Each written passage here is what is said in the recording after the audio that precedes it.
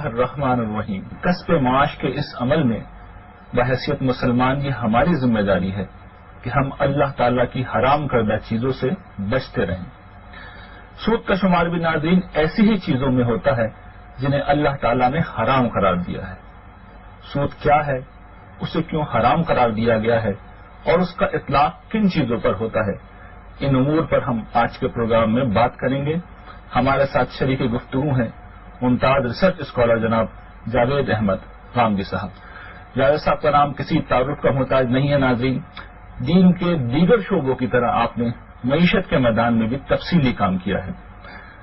آج کے پروگرام میں ہم نے فارمیٹ میں تھوڑی سی تبدیلی کی ہے، اس سے بھی آپ کو ہم مطلع کرتے چلیں۔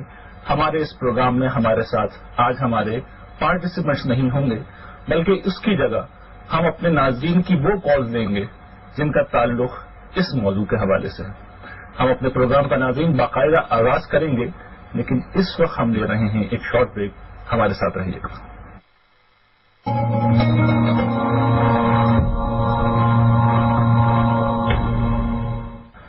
پروگرام میں ایک دفعہ پھر خوش آمدید۔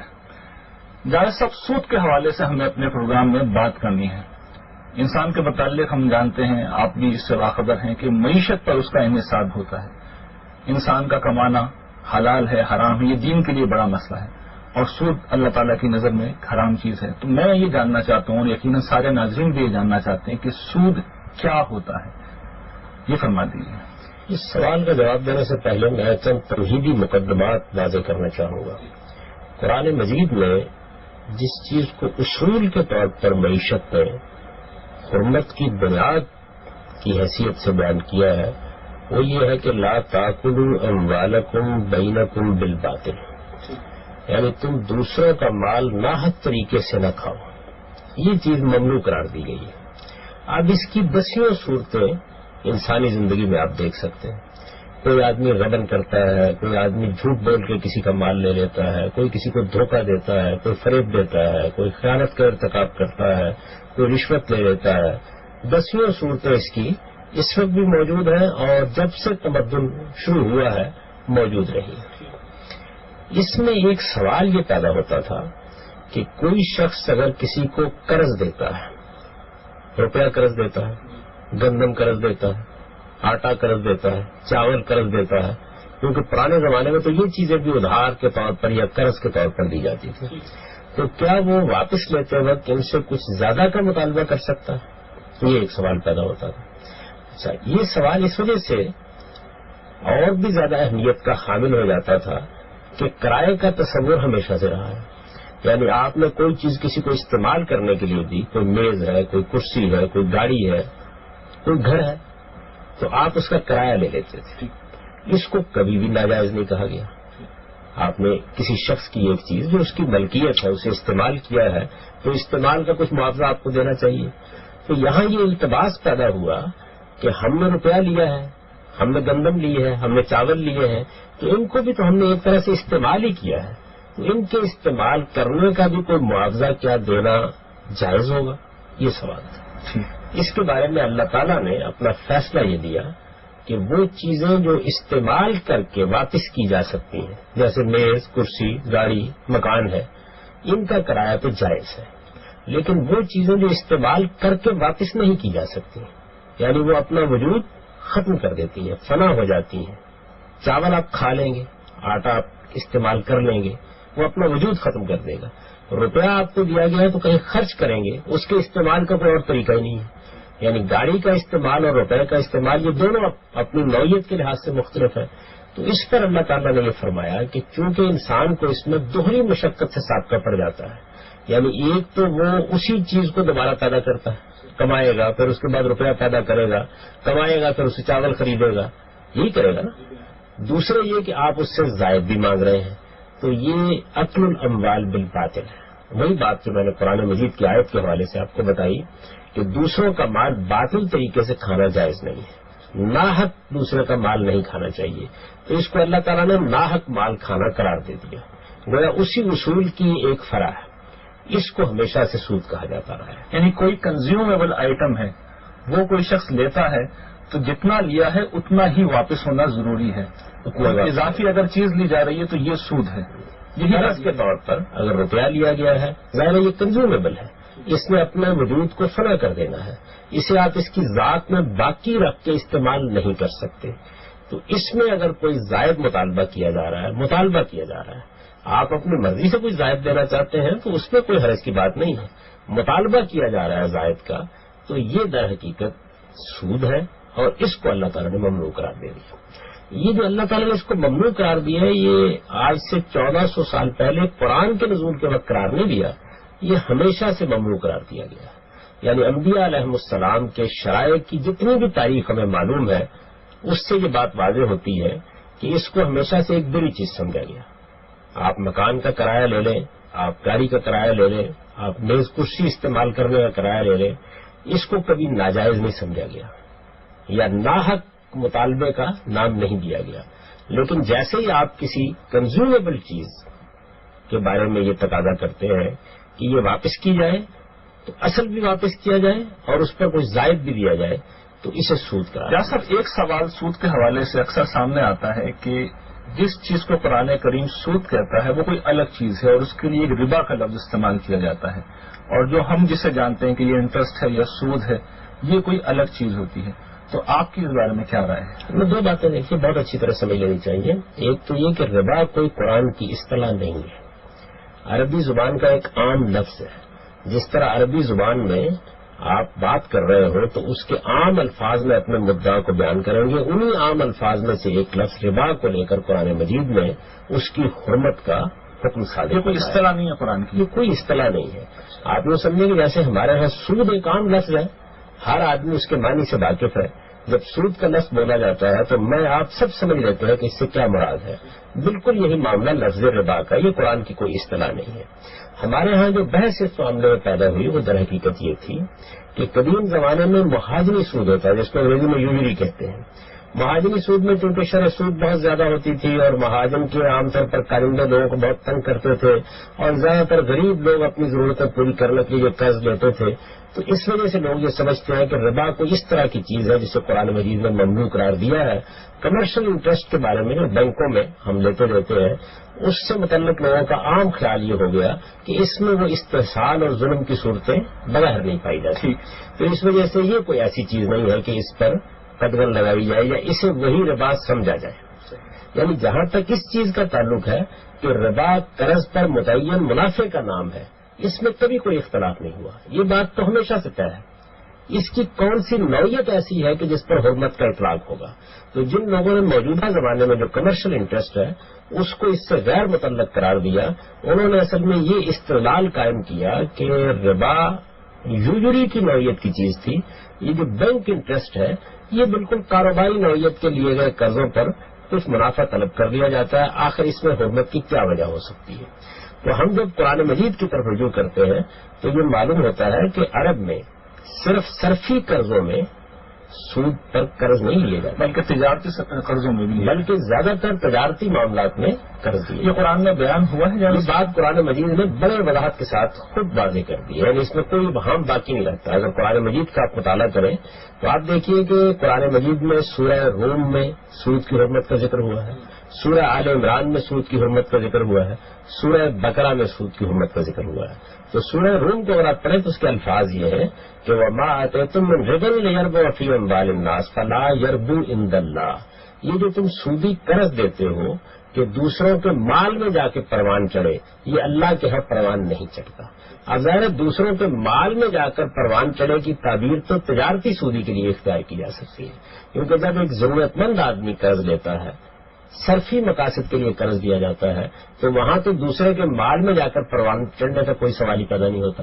تو قرآن مجید میں یہ تعبیر اختیار کر کے بتا دیا گیا کہ عربوں کے ہاں عام قرض کی اور ربا کی صورتیں کیا تھیں. پھر اس کے بعد دیکھیے کہ سورہ بقرہ میں بھی جب اس کا ذکر ہوا ہے تو وہاں خاص طور پر یہ بتایا ہے کہ وَإِن كَانَ ذُو عُسْرَةٍ فَنَظْرَةٌ إِلَىٰ مَيْسَرَةٍ.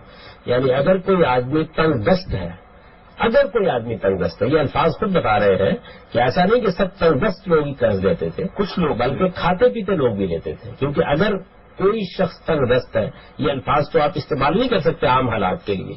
ورنہ تو کچھ دوسری تعبیر ہونی چاہیے تھی، بلکہ عربی زبان میں اس کے لیے پھر اگر کے بجائے جو ان کے لفظ سے ادا کیا جاتا ہے اذا کا لفظ ہونا چاہیے تھا، جس میں آپ کہتے ہیں کہ جب آپ یہ کام کرتے ہیں. تو قرآن مجید نے ان دونوں تعبیرات سے یہ بات بالکل واضح کر دی ہے کہ وہاں زیادہ تر قرض لوگ کاروباری مقاصدی کے لیے لیتے تھے. پھر تاریخ سے واقفیت اگر آپ کو ہو تو یہ معلوم ہے کہ عرب ایک تجارت پیشہ قوم تھی، وہ تجارتی قافلے لے کے جاتے تھے. ظاہر ہے کہ جہاں تجارت کرنے کے لیے آپ جائیں گے وہاں قرض کے معاملات بھی ہوں گے. تو یہ کوئی ایسی چیز نہیں ہے کہ جس کے بارے میں دو رائے قائم کی جا سکیں. میں جہاں تک تحقیق کر سکا ہوں اور جیسے میں نے قرآن مجید کے شواہد کو بھی آپ کے سامنے پیش کر دیا ہے، اس سے یہ بات بالکل واضح ہو جاتی ہے کہ ربا تو در حقیقت قرض پر متعین منافع کا نام ہے.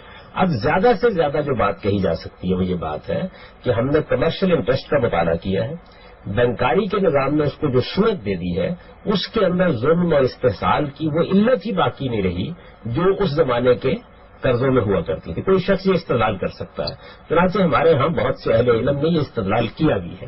چنانچہ وہ یہ کہتے ہیں کہ دیکھیے بات یہ ہے کہ یہ ہے تو وہی سود، لیکن چونکہ اس کی علت ظلم اور استحصال یہ اب اس طرح باقی نہیں رہی، اس وجہ سے اس کی علت کا فتویٰ دے دینا چاہیے. یہ نقطہ نظر ہے. اس پہ ہم تفصیل کے ساتھ بات کریں گے، لیکن میں یہ چاہ رہا تھا کہ جو بنیادی چیز ہے وہ بالکل واضح ہو کے سامنے آ جائے، اس لیے کہ جو قرآن و حدیث میں جس طرح بیان ہوا ہے وہ پہلے ایک ناظر کے سامنے آ جائے.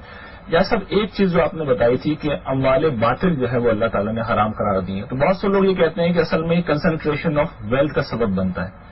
تو آپ کی بات اور یہ قرآن کی جو بات ہے اس بات میں اور اس استدلال میں کس طرح تطبیق ہے؟ ان دونوں باتوں کا کوئی تعلق نہیں. دیکھیے بات یہ ہے کہ ارتکاب دولت کا تو ہزار چیزیں باعث بنتی ہیں، بلکہ جب آپ نجی شعبے کو کام کرنے کا موقع دیں گے تو قرآن مجید نے یہ بتایا کہ ہر حال میں دولت کا ارتکاز پیدا ہو جائے گا. اس وجہ سے ارتکاب دولت اصل چیز نہیں ہے. ارتکاب دولت کو روکنے یا اس کے لیے کوئی بہتر طریقے اختیار کرنے کے لیے اگر ماہرین معیشت کوئی چیز تجویز کرتے ہیں تو ضرور کریں، لیکن یہ قدرت کا جو بنایا ہوا نظم اس میں ہوتا ہے، ہر حال میں ہوگا.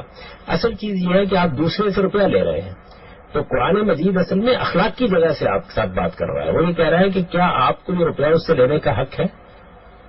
قرآن مجید یہاں سے بات کر رہا ہے. گویا ایک اخلاقی گناہ ہے جس کا آپ ارتکاب کر رہے ہیں. اگر آپ کسی کا روپیہ غبن کر کے لے رہے ہیں، خیانت کر کے لے رہے ہیں، رشوت کے طور پر اس سے روپے کا مطالبہ کر رہے ہیں، تو اس کا مطلب یہ ہے کہ آپ ایک ایسا روپیہ لے رہے ہیں جس کے لینے کا آپ کو حق نہیں تھا. تو سود کے معاملے میں قرآن مجید کا کہنا یہی ہے کہ قرض پر جب آپ متعین منافع کا مطالبہ کرتے ہیں تو یہ در حقیقت دوسرے آدمی کے ساتھ ظلم کرنا ہے. اس وجہ سے اس کو ناحق قرار دے دیا گیا. چنانچہ یہ بھی در حقیقت اکل الاموال بالباطل ہے، یعنی دوسرے کا مال ناحق طریقے سے لینا ہی ہے. اصل میں ناحق طریقے سے دوسرے کا مال لینا یہ اصولی بات ہے. اس کا اطلاق ہزار صورتوں پر ہوگا، ان میں سے ایک شکل سود کی بھی. اچھا صاحب، سود کی شناخت جو ہمیں محسوس ہوتی ہے، قرآن نے اس کے متعلق جو بات کہی وہ کسی اور چیز کے متعلق نہیں کہی. یعنی یہ اللہ اور اس کے رسول سے جنگ کرنے کے مترادف ہے. ایک طرف تو قرآن کی ہمیں یہ اسٹیٹمنٹ ملتی ہے، دوسری طرف ہم یہ دیکھتے ہیں کہ یہ جو چیزیں حرام کی گئی ہیں ان میں سے غالباً آخری چیزوں میں سے تھی. تو یہ کیا سبب ہے کہ اگر اتنی بڑی بات ہے تو شروع میں کیوں نہیں روک دیا؟ آیت میں جو بات کہی گئی وہ یہ تو نہیں ہے کہ یہ اللہ اور رسول سے جنگ کرنے کے مترادف ہے. اصل میں دیکھیے جو لوگ سود کھا رہے تھے وہ اپنے بڑے بڑے کاروبار پھیلائے ہوئے تھے. عرب میں بھی ایسے ہی تھا. چنانچہ طائف کے بڑے رؤساء کے بارے میں تاریخی طور پر بھی معلوم ہے کہ ان کے ہاں یہ کاروبار بہت عروج پر تھا. اس طرح کے لوگوں کو اس کاروبار سے روکنے کے لیے تدریج کا طریقہ اختیار کیا گیا. چنانچہ جب تک اسلام کو قوت حاصل نہیں ہوئی، جب تک وہ کارروائی کرنے کی پوزیشن میں نہیں آیا، اس وقت تک اخلاقی نصیحت کا طریقہ اختیار کیا گیا. جیسے میں نے آپ کی خدمت میں عرض کیا ہے کہ سورہ آل عمران میں بس اتنی بات کہہ کے خاموشی اختیار کر لی گئی کہ لا تاکلوا الربا اضعافا مضاعفا، تم بڑھتا چڑھتا سود نہ کھایا کرو. اسی طرح سے سورہ روم میں یہ کہہ کر خاموشی اختیار کر لی گئی کہ وما آتیتم من ربا لیربو فی اموال الناس فلا یربو عند اللہ. یہ جو تم سودی قرض دیتے ہو اور اس میں سود کا مطالبہ کرتے ہو یہ اللہ کے ہاں پروان نہیں چڑھتا. اور تم تو یہ سمجھتے ہو کہ دوسروں کے مال میں جا کر نشو و نما پائے گا، لیکن اللہ تعالیٰ اس کو نشو و نما نہیں پانے دیتا. اور اللہ تعالیٰ کیا ہے یہ تمہارے لیے اجر کا باعث نہیں بنے گا بلکہ عذاب کا باعث بن جائے گا. اتنی بات کہی. یہ اخلاق کی اصلاح کا طریقہ تھا. اس کے بعد جب اسلام کے پاس حکومت آ گئی تو یہ اللہ اور رسول کی حکومت تھی، یعنی جو سب سے پہلی حکومت قائم ہوئی مدینے کی حکومت جس کو آپ کہتے ہیں، یہ اللہ اور رسول کی حکومت تھی۔ اس میں اللہ تعالیٰ براہ راست قرآن کے ذریعے سے اس نظم کو چلا رہے تھے۔ اللہ کے پیغمبر ان کے فرستادے اور ان کے نمائندے کی حیثیت سے اس نظم کے ذمہ دار تھے، چنانچہ یہ اللہ اور رسول کی حکومت تھی۔ تو یہ اللہ اور رسول کی جو تعبیر ہے یہ اس حکومت کے لیے اس وجہ سے اختیار کی جاتی ہے۔ تو جب حکومت بن گئی، طاقت حاصل ہو گئی، تو پھر یہ کہا گیا کہ اب ہم نے سود کو ممنوع قرار دے دیا، یعنی یہ اب آؤٹ لا ہے۔ ایک تو یہ نا کہ یہ اخلاقی لحاظ سے بری چیز ہے، اب اس کو قانونی لحاظ سے بھی ممنوع قرار دیا جا رہا ہے۔ جب قانونی لحاظ سے ممنوع قرار دیا گیا تو ساتھ ہی یہ بات واضح کر دی گئی کہ اگر لوگ اس حکم کو نہیں مانیں گے تو پھر یہ جو حکومت قائم ہوئی ہے اللہ اور رسول کی، یہ ان کے خلاف جنگ کرے گی۔ ایک بات قرآن نے یہ بھی کہی ہے کہ جو سود کھانے والے ان کی مثال ایسی ہے جیسے کہ شیطان نے انہیں چھو کر باولا کر دیا ہے۔ اور پھر پوری بحث قرآن نے ایک نقل کی کہ لوگ کہتے ہیں کہ سود تو کیوں اللہ تعالیٰ نے اسے ناجائز قرار دیا ہے، تو اللہ تعالیٰ اس کے جواب میں یہ کہتے ہیں کہ اللہ نے سود کو ناجائز قرار دیا اور تجارت کو حرام قرار دیا ہے۔ تو یہ آیات بھی اکثر ہماری ایک مسئلے کا سبب بن جاتی ہے کہ شیطان نے چھو کر باولا کر دیا، یہ کیا حقیقت ہے؟ یہ بات بالکل ٹھیک ہے۔ اس کی وجہ یہ ہے کہ جو سود خار کی ذہنیت ہے وہ انتہائی پست ذہنیت ہوتی ہے۔ وہ یہ چاہتا ہے کہ میں کوئی اطمینان کے ساتھ بیٹھا رہوں، میں کوئی جوخم برداشت نہ کروں، کوئی تکلیف نہ اٹھاؤں اور میرا سرمایہ کما کے لاتا رہے۔ یہ چیز ہے کہ جس کو وہ اس استدلال کے ساتھ پیش کرتا ہے کہ آخر اللہ تعالیٰ نے کیوں اس کو حرام قرار دے دیا، یہ تو ایک بیع و شرائی کا سا معاملہ ہے۔ جس طرح سے آپ چیزیں خریدتے اور فروخت کرتے ہیں، میں نے بھی اپنا سرمایہ دے دیا ہے، مجھے اس سرمایہ کا کرایہ یا اس سرمایہ کا معاوضہ لینے کا حق حاصل ہے۔ تو یہ جو جملہ آپ نے بتایا یہ اصل میں انہیں لوگوں کا جملہ ہے، یعنی یہ پوری بات یوں ہے کہ یہ لوگ یہ کہتے ہیں کہ اللہ تعالیٰ نے سود کو حرام قرار دے دیا اور بیع و شراء کو حلال قرار دیا ہے، اس کے آخر کیا بات ہے، ایسا کیوں کیا ہے؟ یعنی یہ بات ہماری سمجھ میں نہیں آتی۔ یہ انہی کا قول ہے جس کو بیان کیا ہے۔ تو قرآن مجید نے اس کے اوپر یہ تبصرہ کیا ہے کہ جو لوگ اس طرح کی بات کرتے ہیں انہیں معلوم ہونا چاہیے کہ سود کھانے سے جو ذہنیت انسان میں پیدا ہوتی ہے یہ عمل اور اس کی جزا کی مشابہت کے لحاظ سے قیامت میں یہ صورت اختیار کر لے گی کہ یہ لوگ جب اٹھیں گے تو ایسے اٹھیں گے جس طرح کے ایک آدمی کو کسی شیطان نے چھوٹ سے پاگل بنا دیا ہو۔ الذین یاکلون الربا لا یقومون الا کما یقوم الذی یتخبطہ الانسان من المس، یہ الفاظ وہاں ارشاد فرمائے ہیں۔ تو اس سے یہ بات معلوم ہوتی ہے کہ اس جرم کی شناخت کیا ہے، یہ کتنا بڑا جرم ہے، کیونکہ لوگ اس کو عام طور پر جرم ماننے کے لیے تیار نہیں تھے۔ دیکھیے رشوت کے بارے میں آپ بات کریں ہر شخص کی سمجھ میں آ جاتی ہے، آپ غبن کے بارے میں بات کریں کوئی سوال پیدا نہیں ہوتا۔ ایسا اس کا کیا سبب ہے؟ یہ بڑا اہم سوال ہے، کیونکہ آج کے دن تک بھی جو ہے ہم سوسائٹی سے سود کو نہیں نکال سکے۔ رشوت کو مان لیتے ہیں لوگ، بری بات ہے، شرمندہ بھی ہوتے ہیں، تو کیا سبب ہے اس کا؟ اس کا سبب بالکل واضح ہے۔ دیکھیے بات یہ ہے کہ جب آپ کسی کو قرض دیتے ہیں روپیہ، تو آپ کا روپیہ کچھ دیر کے لیے آپ کے استعمال میں نہیں رہتا، تو اس کے بعد یہ سوال انسان کے ذہن میں پیدا ہو جاتا ہے کہ میں جب کوئی چیز کسی کو کرائے پر دیتا ہوں، اگر میں اس کا معاوضہ طلب کر سکتا ہوں تو آخر کیا وجہ ہے کہ میں اپنے روپے کا معاوضہ طلب نہیں کر سکتا؟ اللہ تعالیٰ نے اسی وجہ سے اپنا فتویٰ اس میں صادر فرمایا، اور یہ جو میں اکثر کہا کرتا ہوں کہ اللہ کی شریعت میں کوئی بات اس وقت بیان کی جاتی ہے جب عام طریقے پر وہ آدمی کی سمجھ میں نہ آ رہی ہے، تو اللہ تعالیٰ نے اپنا فتویٰ دے دیا، چنانچہ یہ بتا دیا کہ نہیں، یہ چیز بھی اپنے اندر اسی طرح کی اخلاقی قباحت رکھتی ہے جس طرح کی اخلاقی قباحت تم رشوت میں، جس طرح کی اخلاقی قباحت غبن میں محسوس کرتے ہو۔ اصل میں ایک بات بہت اچھی طرح سمجھ لینی چاہیے، اسلام آپ کے اس اخلاق کی وجود کو پاکیزہ بنانا چاہتا ہے۔ اس پاکیزگی میں وہ ادنا درجے کا بھی کوئی اس طرح کا معاملہ گوارا کرنے کے لیے تیار نہیں ہے جو نفس پر آلائش کا باعث بن جائے۔ تو سود کا مطالبہ کرنا یعنی قرض دے کر اس پر منفعت کا لازمی طور پر مطالبہ کرنا اس وجہ سے ممنوع قرار دے دیا گیا۔ اصل صاحب ایک بڑا اہم مسئلہ یہ کہ سود جو ہے وہ کوئی ایسی تنہا چیز نہیں ہے بلکہ ایک سسٹم کا نام ہوتا ہے۔ اس میں سود لینے والے بھی ہوتے ہیں، دینے والے بھی ہوتے ہیں، سود کے بہت سے اور لوگ بھی اس میں انوالو ہوتے ہیں۔ ایک روایت میں بھی رسول اللہ صلی اللہ علیہ وسلم نے ان سارے لوگوں پہ بڑی ایک طرح سے وعید کی گئی ہے۔ تو سود جس طرح لیا جاتا ہے دیا جاتا ہے، اس میں جو کام کرتے ہیں سب لوگ یکساں طور پر جو ہے وہ ایک عذاب کے مستحق ہیں، اللہ تعالیٰ کی لعنت کے۔ یہ بات بھی بہت اچھی طرح سمجھ لیجیے کہ دیکھیے قرآن مجید نے اصلاً جس چیز کو ممنوع قرار دیا وہ سود کھانا ہے۔ قرآن کو آپ تینوں جگہوں پر مطالعہ کر کے دیکھ لیں، وہ اصل میں اس روپے کو آپ کے لیے لینا ناجائز قرار دے رہا ہے جو آپ سود کے طور پر لیتے ہیں، یعنی اس میں کوئی ابہام نہیں ہے۔ دو ہی سوالات پیدا ہو سکتے تھے نا، ایک سوال یہ پیدا ہو سکتا تھا کہ کیا ہم کاروباری مقاصد کے لیے اگر کسی کو قرض دیتے ہیں تو وہاں کچھ لے سکتے ہیں؟ تو میں نے آپ کو بتایا کہ قرآن کے اشارات سے بالکل یہ بات واضح ہو جاتی ہے کہ عربوں کے ہاں بھی جو سود رائج تھا وہ زیادہ تر تجارتی سود ہی تھا. اس کی مثالیں میں نے آپ کو قرآن مجید سے دے دی ہیں. دوسرا یہ پہلو سامنے آ سکتا تھا اور اس پر کوئی آدمی سوال کر سکتا تھا ہم سے کہ ہم سود کا کاروبار کرتے ہیں یا سود میں کوئی چیز دے رہے ہوتے ہیں تو اس میں در حقیقت ہم جو کچھ بھی دوسرے سے مطالبہ کرتے ہیں اس کا اخلاقی جواز کیا ہو سکتا ہے؟ اس اخلاقی جواز کے بارے میں قرآن مجید نے بتا دیا کہ یہ چیز ممنوع ہے. اس کی وجہ یہ ہے کہ اس میں تم ظلم کا ارتکاب کرتے ہو. تو یہ ظلم کسی حال میں تمہیں نہیں کرنا. تو اصلاً جو چیز ممنوع قرار دی گئی وہ سود کھانا ہے. یعنی جب آپ نے قرض دیا تو آپ سود لیں گے اس پر. یہ جو روپیہ ہے یہ آپ کے لیے ممنوع قرار دی. اس کو ربا کہتے ہیں. چنانچہ قرآن میں دیکھیے لا تاکلوا الربا، سود نہ کھاؤ. وما آتیتم من الربا، جو یہ تم سودی قرض دے کر اس پر سود کا مطالبہ کرتے ہو یہ اللہ کے ہاں نہیں بڑھتا. تو ہر جگہ اسی کو بیان کیا ہے پورے قرآن مجید میں. کسی جگہ کسی اور کوئی کھلانے والا ہوگا جب بھی تو کوئی کھائے گا نا. جی مجھے اجازت دیجیے میں اپنی بات واضح کرتا ہوں. یعنی اصل میں قرآن مجید نے اس کو ممنوع قرار دیا. اب ایک اور اصول ہے جو قرآن میں بھی بیان ہوا ہے اور عقل عام بھی کہتی ہے، وہ یہ ہے کہ اگر کوئی لوگ کسی بڑے گناہ کا ارتکاب کر رہے ہیں تو آپ کو ان کا معاون نہیں ہونا چاہیے، ان کا مددگار نہیں ہونا چاہیے. قرآن مجید نے یہ بیان کیا نا کہ لا تعاونوا علی الاسم والعدوان، یعنی تعاونوا علی البر والتقوی ولا تعاونوا علی الاسم والعدوان. تم نیکی اور خیر کے کاموں میں ایک دوسرے کے ساتھ تعاون کیا کرو، تم اسم یا حق تلفی یا زیادتی کے کاموں میں تعاون نہ کیا کرو. تو کسی برے کام میں تعاون کرنا ظاہر ہے یہ بھی ایک جرم بن جاتا ہے. چنانچہ رسالت میں آپ صلی اللہ علیہ وسلم نے اس اصول کا اطلاق کیا اس حدیث میں جس کا آپ نے حوالہ دیا. اس کے الفاظ یہ ہیں کہ لعن اللہ آکل الربا و موکلہ و شاہدہ و کاتبہ، یعنی اللہ تعالیٰ نے سود کھانے والے اور اس کے تمام جو معاونین ہیں ان سب پر لعنت کی ہے. وہ معاونین کون ہیں؟ اگر آپ سود کے نظام کا مطالعہ کریں تو اس میں جو سود کا کاروبار کر رہا ہوتا ہے آج کے زمانے میں کریں یا قدیم زمانے میں کریں، اس کے کچھ ایجنٹ ہوں گے. وہ کوئی دفتر بنائے گا، وہ کوئی نظام قائم کرے گا. اگر وہ کوئی دفتر نہیں بنائے گا، کوئی نظام نہیں قائم کرے گا، تب بھی اسامیاں ڈھونڈنے کے لیے کچھ آدمی ہوں گے جو اس کے ساتھ تعاون کر رہے ہوتے ہیں. پھر یہ کہ سود کی دستاویزات لکھی جائیں گی، اس میں مطالبہ کرنا ہے، اس کے لیے بھی اس کے پاس گواہ ہوتے ہیں جو پھر اس شہادت دیتے ہیں کہ فی الواقع اس آدمی نے یہ لیا ہوا ہے. اسی طرح لکھنے والے تھے. تو یہ گویا اس کا پورا نظام ہے.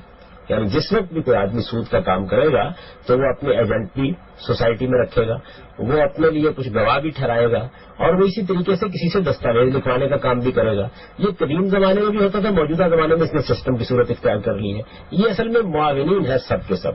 جو قرض لینے والا ہے وہ تو ضرورت مند ہے، وہ یہاں موجود ہی نہیں ہے سرے سے. نہ اس پر لعنت کی گئی ہے، نہ قرآن مجید نے اس کو کوئی ظالم قرار دیا ہے. قرآن مجید کو قرآن خالی ہے، قرآن بھی خالی ہے اس سے، اور حدیث میں بھی بات نہیں کی گئی. حدیث میں جو موکل کا لفظ ہے اس کو لوگ ٹھیک سمجھ نہیں سکے.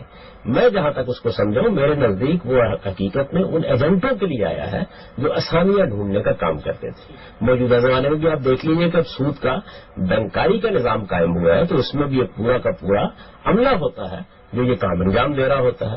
اس کے بارے میں کہا ہے کہ یہ اصل میں سود کے کام میں تعاون کرنے والے لوگ ہیں. تو یہ سمجھ لینا چاہیے قرض لینے والا سود دے رہا ہے، یعنی وہ تو اپنی جائز اور حلال کمائی میں سے کچھ آپ کو دے رہا ہے. وہ کیا حرام کام کر رہا ہے اس کا کوئی ذکر نہ قرآن میں ہے نہ اس کا کوئی ذکر حدیث میں. جیسا صاحب ایک بہت اہم سوال میرے ذہن میں ہے، لیکن ناظرین اس وقت ہو رہا ہے بریک کا. بریک کے بعد ملتے ہیں، ہمارے ساتھ رہیے گا.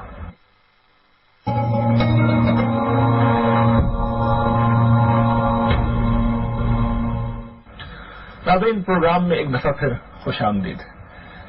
جائز صاحب بریک پر جانے سے قبل ہم ان لوگوں کی ذکر کر رہے تھے، ان لوگوں کی بات کر رہے تھے جو سود لینے والے کے ساتھ تعاون کرتے ہیں. اس میں اس شخص کی بھی بات ہوئی تھی کہ جو سود دیتا ہے.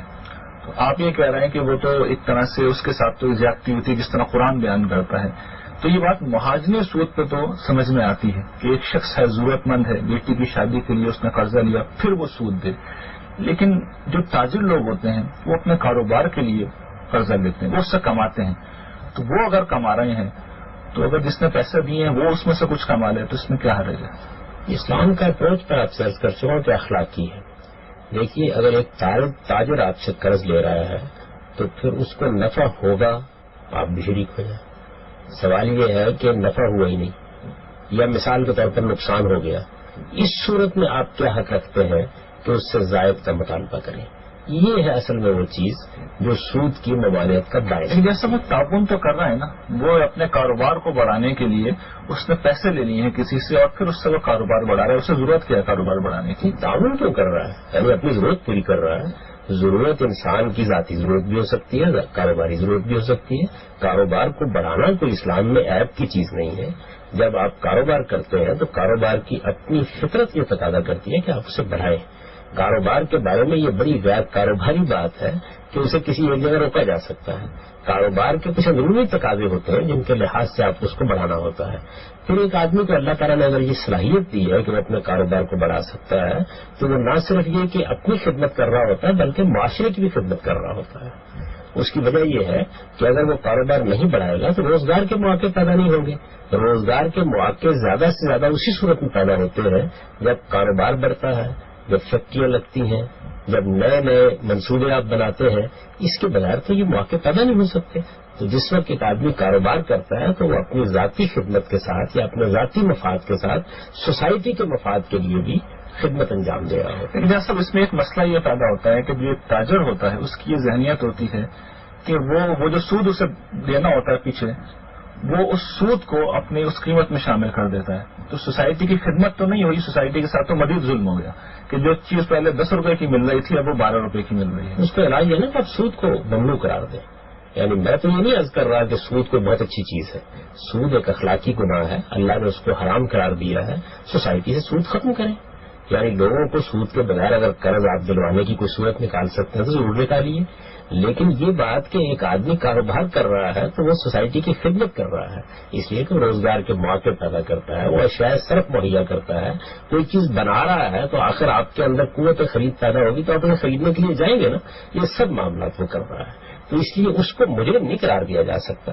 البتہ جو آدمی سود کا کاروبار کر رہا ہے اس کے کاروبار کو چلانے کے لیے جو اس کے آوان و انصار ہیں ان کے بارے میں آپ کہہ سکتے ہیں کہ وہ اس کے ساتھ تعاون کا فریضہ انجام دے رہے ہیں. ٹھیک ہے جائے صاحب، ہمارے پاس کچھ ریکارڈڈ کالز بھی ہیں اور میں یہ چاہتا ہوں کہ گفتگو میں ہم ان ریکارڈڈ کالز کو بھی لے لیں. آئیے ناظرین سوال سنتے ہیں. السلام علیکم جی. وعلیکم السلام. سر میں لاہور سے بات کر رہا ہوں. ہلو جی، اسلم میرا نام ہے. میں نے یہ سوال کرنا تھا کہ پاکستان میں سود جس طرح تیزی سے پھیل رہا ہے، اس کو پروفٹ کا نام بھی دیا جاتا ہے اور بھی کئی نام دیے جاتے ہیں، لیکن یہ اس کو اسلام میں سر حرام قرار دیا گیا ہے. اس کو ماں سے بدفعلی کے برابر قرار دیا گیا ہے. اس کے متعلق مجھے جواب چاہیے. سود زیادہ سب پروفٹ کے نام پر ہمارے ہاں پھیل رہا ہے، تو یہ نام بدلنے سے یہ کہتے ہیں کہ کیا وہ چیز جائز ہو جاتی ہے؟ دیکھیے بات یہ ہے کہ نام بدلنے سے تو کوئی چیز بھی جائز نہیں ہوتی. ہمارے یہاں ظاہر ہے کہ ایک پورا کا پورا نظم چل رہا ہے جو سودی پر مبنی ہے. تو اس میں بعض اوقات نفع کا لفظ استعمال کر لیا جاتا ہے، بعض اوقات اور اس طرح کی تعبیریں اختیار کر لی جاتی ہیں. جب بینکاری کا ایک پورا نظام چل رہا ہے تو وہ تو بہرحال اس کو پروفٹ کی ایک قسم ہی سمجھتے ہیں، اسی کے لحاظ سے اس کا نام بھی وہ استعمال کرتے ہیں. اس سے کوئی چیز حرام یا حلال ہونے کی حیثیت سے تبدیل نہیں ہو جاتی. کوئی چیز اگر ممنوع ہے تو اپنی حقیقت کے اعتبار سے ممنوع ہوتی ہے، اپنے نام کے لحاظ سے ممنوع نہیں ہوتی. ٹھیک ہے. جیسا کچھ میرے پاس بھی سوالات ہیں جو ای میل کے ذریعے سے ہمیں مل چکے ہیں. ایک سوال جاوید صاحب جو لوگ بہت کرتے ہیں کہ یہ جو کاروباری دنیا میں مسائل ہوتے ہیں کہ مال جو لیا جاتا ہے اس کی اصل قیمت کچھ اور ہوتی ہے، لیکن جب وہ ادھار پہ لیا جاتا ہے، قرضے پہ لیا جاتا ہے، تو اس کی قیمت پھر زیادہ دینی ہوتی ہے. پوچھنے والے نے یہ پوچھا ہے کہ یہ جو زیادہ پیسے ہم دیتے ہیں تو یہ تو سود کی پھر اسی تعریف کے اندر آ جاتا ہے جو آپ ابھی بیان ایک تو یہ ہے کہ آپ نے کوئی ایسی چیز خریدی ہے جو استعمال کی چیز ہے، یوزیبل چیز ہے. اس میں آپ اگر کچھ لیں گے تو کرایہ ہو جائے گا. میں نے سائیکل آپ سے خریدی، قسطوں پر خریدی، آپ کہتے ہیں کہ 4 مہینے میں تم اس کے پیسے مجھے دے دینا، 4 مہینے یہ میری ملکیت رہے گی، تو ظاہر ہے کہ اس میں جو آپ رقم زائد دے رہے ہیں اس کا کرایہ شمار ہو جائے گی. لیکن کرائے کے لیے یہ بہت ضروری ہے کہ اگر کسی وجہ سے میں ایک ساتھ نہ دے سکوں تو آپ میرے ساتھ یہ معاہدہ کریں کہ پھر میں وہ سائیکل ہی واپس کروں گا. یعنی پیسے کا مطالبہ نہیں کریں گے آپ مجھ سے. پیسے کا مطالبہ کریں گے تو پھر وہ سود ہو جائے گا.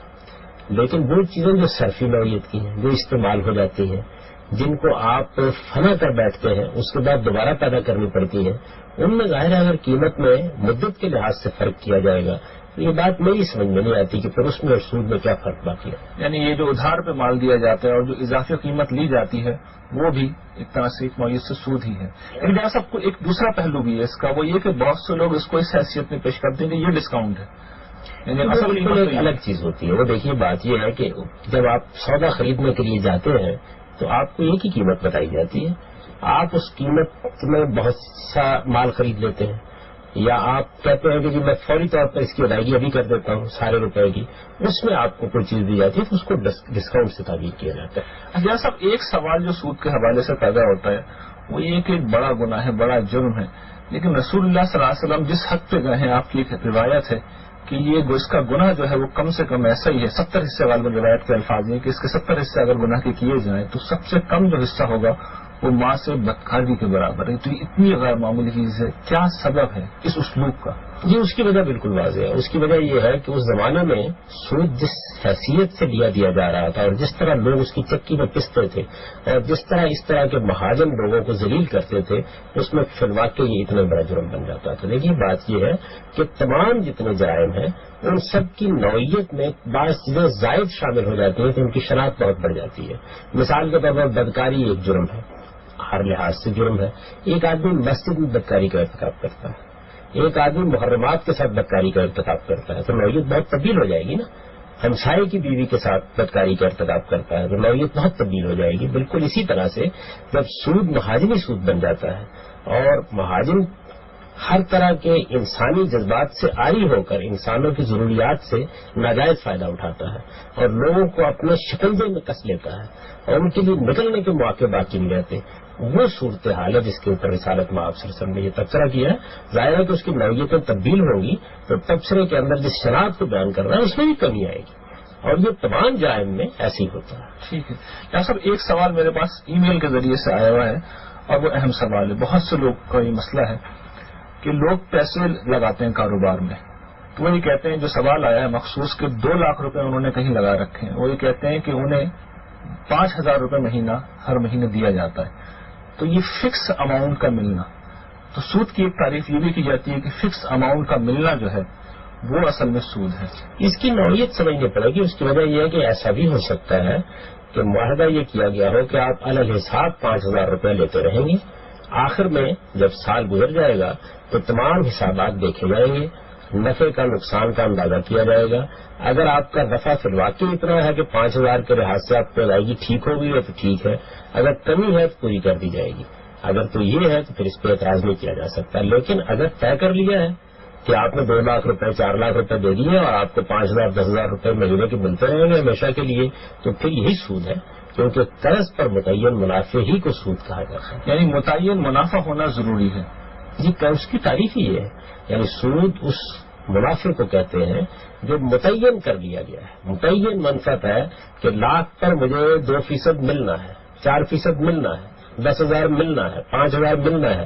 یہ شرط ہے اور میں اس کا مطالبہ کرنے کا حق رکھتا ہوں.